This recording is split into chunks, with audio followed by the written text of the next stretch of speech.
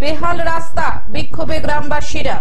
রাস্তার বেহাল অবস্থা দ্রুত মেরামতের দাবিতে সোমবার পথ অবরোধ করে বিক্ষোভ দেখালেন গ্রামবাসীরা। জেব্রা ব্লকের 1 নম্বর ভবানীপুর অঞ্চলের আকালপোষ থেকে চকরাজপুর পর্যন্ত 3 কিলোমিটার রাস্তার বেহাল অবস্থা। আমাদের গ্রামের রাস্তা খুব খারাপ পজিশনে রয়েছে, তার জন্য আমরা আজ অবরোধ করছি। আমাদের এই গ্রামে 2টি স্কুল রয়েছে, একটি প্রাইমারি স্কুল আর একটা হচ্ছে মাধ্যমিক স্কুল। অবস্থা খুবই খারাপ, তার জন্য স্কুলের ছাত্রছাত্রীরা স্কুলে পৌঁছাতে পারে না, দুর্ঘটনার সম্মুখীন হয়। তার সঙ্গে গ্রামবাসীরা কৃষি নির্ভর, কৃষি পণ্য তারা ঠিক মতো বাজারজাত করতে পারে না। বারবার অভিযোগ করেও কোনো সুরাহা না পেয়ে স্কুলের ছাত্রছাত্রী, শিক্ষক, গ্রাম বাসিন্দারা মিলে রাস্তা অবরোধ করেন। আমরা কুমারসান্ডা হরিপদ স্মৃতি বিদ্যা মন্দিরের ছাত্রছাত্রী। আমাদের এই রাস্তার জন্য আমরা প্রায়শই রাস্তা স্কুলে যেতে পারি না। পরীক্ষার সময় পরীক্ষা সেন্টারে ঢুকতে দেরি হয়ে যায়।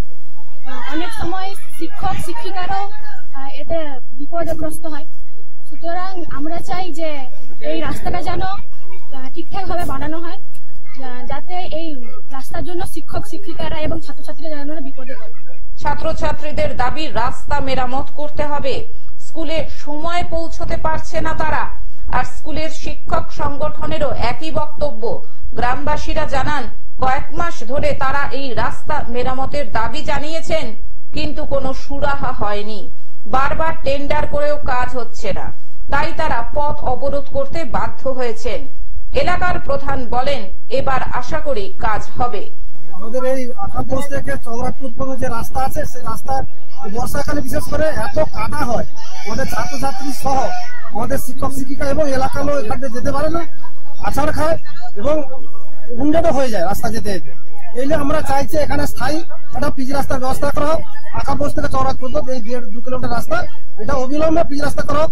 আমাদের 1 তারিখ থেকে আমাদের সেকেন্ড সামেটিক পরীক্ষা আছে, ছাত্রছাত্রীরা আসতে পারছে না, অনেকে অনুপস্থিত থাকে, তাহলে আমরা পরীক্ষাটা নিব কি করে ছাত্রছাত্রী।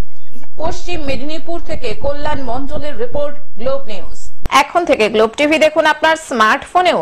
গুগল প্লে স্টোর অথবা অ্যাপল স্টোর থেকে ডাউনলোড করুন গ্লোব টিভি লাইভ অ্যাপ। এছাড়াও জিও টিভি অ্যাপ থেকেও দেখুন গ্লোব টিভি লাইভ।